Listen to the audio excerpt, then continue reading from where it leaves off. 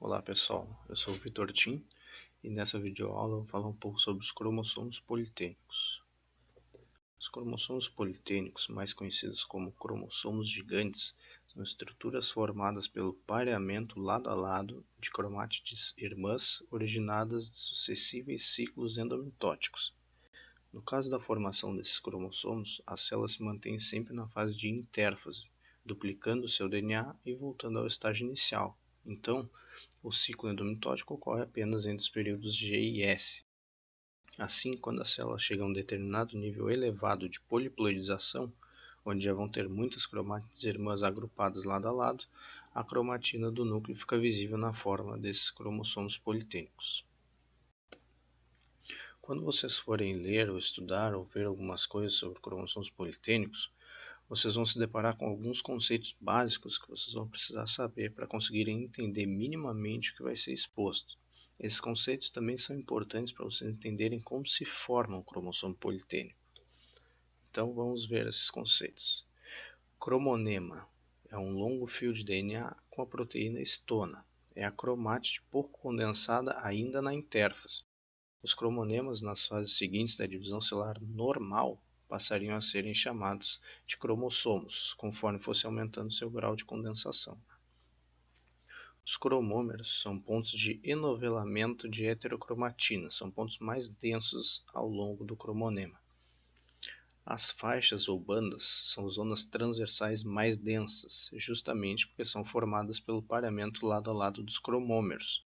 Essas faixas ou bandas podem ter números variáveis ao longo dos politênicos e a espessura vai depender da quantidade de endomitose que a célula vai sofrer. Quanto mais endomitose, mais largo, quanto menos, mais estreito. Além disso, algumas faixas às vezes não são distinguíveis, porque elas podem ocorrer tão próximas uma das outras que na hora de fazer a análise essa distinção fica bastante difícil. As interfaixas ou interbandas são zonas de cromátide menos condensadas, que como o próprio nome já diz, ficam entre as faixas. São regiões que ficam entre as faixas. E os puffs, que ocorrem quando há um descondensamento dos cromômeros que formam a faixa, formando uma espécie de alça nessa região descondensada. O processo de formação desses cromossomos é bastante simples. Os cromonemas homólogos, que vão ter a mesma sequência de cromômeros, se encontram, entre aspas. Ocorre o pareamento dos cromômeros lado a lado. O pareamento vocês também vão ver como sinapse, também é chamado de sinapse, que é a mesma coisa. E então começam as endomitoses, duplicando toda a cromátide e sempre se organizando lado a lado, dando origem ao cromossomo politênico, como vocês podem ver na imagem C. Vejam também na imagem D como que são os puffs, as alças que eles formam com a descondensação dos cromômeros de uma faixa. Em algumas espécies, como por exemplo espécies de díptero, esses puffs são tão grandes, são tão descondensados, tão grandes, que chegam a ganhar uma nomenclatura específica e são chamados de anéis de Balbiani. Esses puffs são locais onde um gene entra em atividade. Mas por quê? Se os puffs são as faixas descondensadas e o que forma as faixas são os cromômeros, e os cromômeros são formados de heterocromatina, com genes inativos. Isso ocorre porque quando há a formação de um puff, há também a ligação de proteínas não histônicas nessa região. E essas proteínas não histônicas elas são relacionadas com a ativação de genes. Logo, quando ocorre a formação de um puff, a região passa a agrupar muitas dessas proteínas e passa a ser uma região que sintetiza muito RNA. Esses puffs não são permanentes, eles podem ocorrer e depois sofrerem regressões e aparecerem em outro lugar, e isso vai depender da necessidade da célula. E além disso, os puffs também podem ser induzidos artificialmente, seja por injeção de hormônios, por exemplo, ou devido a variações na temperatura, ou até mesmo por inibidores de transcrição. Essa indução faz com que a célula seja alterada fisiologicamente, mudando os padrões de puffs ativos, alguns regredindo e outros aparecendo. Bom, e qual a função dos cromossomos politênicos? Eles são formados por amplificação do DNA, duplicado lá na intérfase no período S. Então, quanto mais DNA, mais genes. Isso vai ter efeito em principalmente dois aspectos: maior agilidade na formação de produtos gênicos, vai produzir muito mais que um cromossomo normal no mesmo período de tempo e, consequentemente, vai suprir a necessidade de algumas células que necessitam produzir grandes quantidades de RNA e de proteínas mais rapidamente.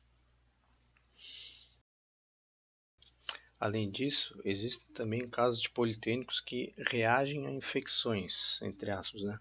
Como no caso de algumas espécies do díptero da família Ciaridae, onde quando os indivíduos são infectados por vírus ou protozoários, seus politênicos aumentam em muito sua politenização, provavelmente como estratégia de defesa, fazendo com que se identifique sua taxa de transcrição, sua faixa de transcrição de RNA para a produção de combatentes a esses agentes infecciosos. Bom, os cromossomos politênicos são encontrados em diversos grupos, tanto de animais quanto de plantas, em geral associados a células que desempenham funções essenciais, ou para o crescimento, ou para a sobrevivência, ou para a reprodução da espécie. Insetos são bastante encontrados em glândulas secretoras, como as salivares, glândula de seda, fiandeiras nas aranhas, na a geleia real das abelhas, também nos túbulos de Malpighi, no intestino também, no sistema nervoso e reprodutor. Em algumas plantas são encontradas em diversas famílias e diversos tecidos, em protozoários, que apresentam núcleos politênicos em seu macronúcleo, né? Em mamíferos, nos trofoblastos, lá no desenvolvimento embrionário, e também volta e meia são encontradas variações na conformação desses cromossomos, como no caso do feijão, onde não existem padrões de faixas e interfaixas, mas sim existem feixes de fibras ligadas pelas regiões de heterocromatina, e no caso de alguns protozoários ciliados, onde a heterocromatina se replica de forma mais rápida, formando grandes blocos heterocromáticos.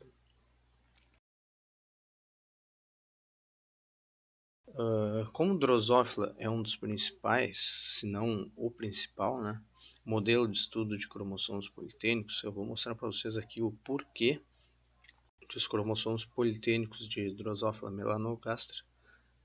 melanogaster se apresentarem dispostos como na imagem da direita ali, que vocês podem ver, com 6 braços saindo de um ponto central, enquanto o cariótipo da espécie tem 8 cromossomos, né, 4 pares.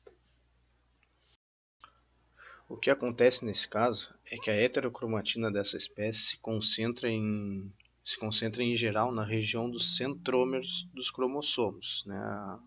O centrômero aqui que tá em verde na imagem da direita. E ela se replica menos que a eucromatina, que se encontra no resto do cromossomo.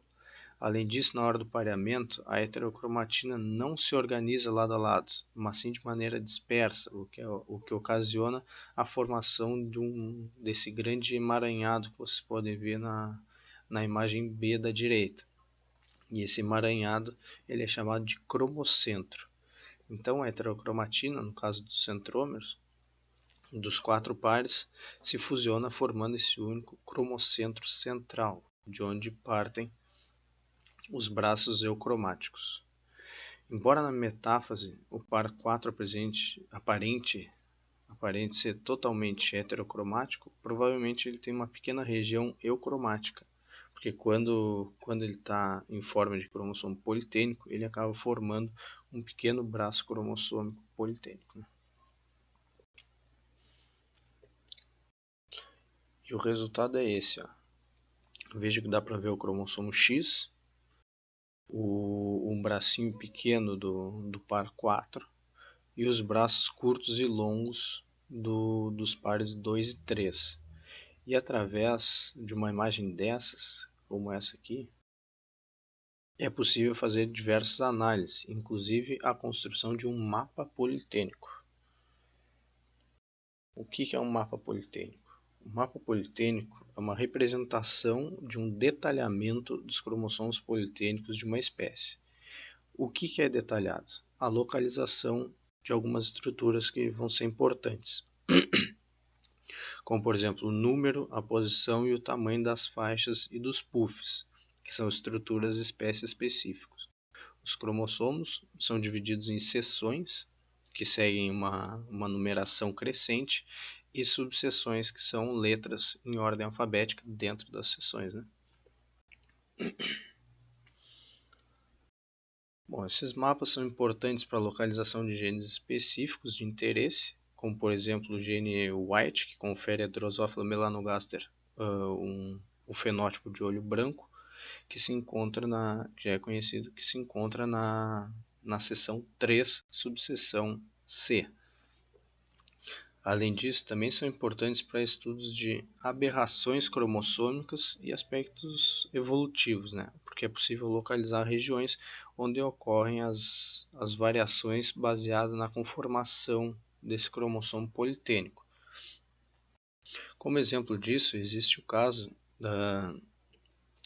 caso entre as drosófilas, que é a Drosophila bocainensis e a Parabocainensis, que são espécies crípticas, então não é possível diferenciar elas pela morfologia e também não é possível diferenciar pela análise de cromossomos metafásicos. E o jeito mais confiável até o momento é a análise dos cromossomos politênicos, onde a Parabocaensis tem uma sequência invertida no braço do cromossomo X, enquanto da Bocainensis essa sequência é normal, entre aspas, né?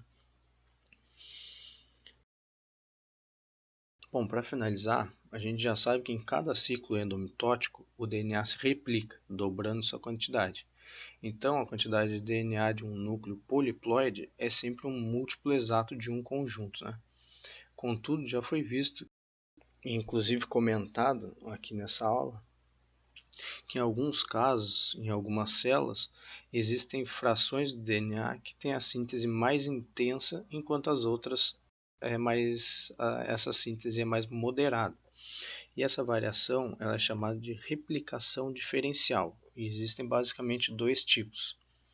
A subreplicação, quando a heterocromatina se replica menos que a eucromatina, como é o caso daqueles politênicos de Drosophila melanogaster, que forma aquele cromocentro que une todos os braços dos cromossomos politênicos, e a superreplicação ou amplificação, quando a heterocromatina se replica mais que a eucromatina, como ocorre nos politênicos de protozoários, formando aqueles gigantescos blocos heterocromáticos que a gente viu nos slides anteriores.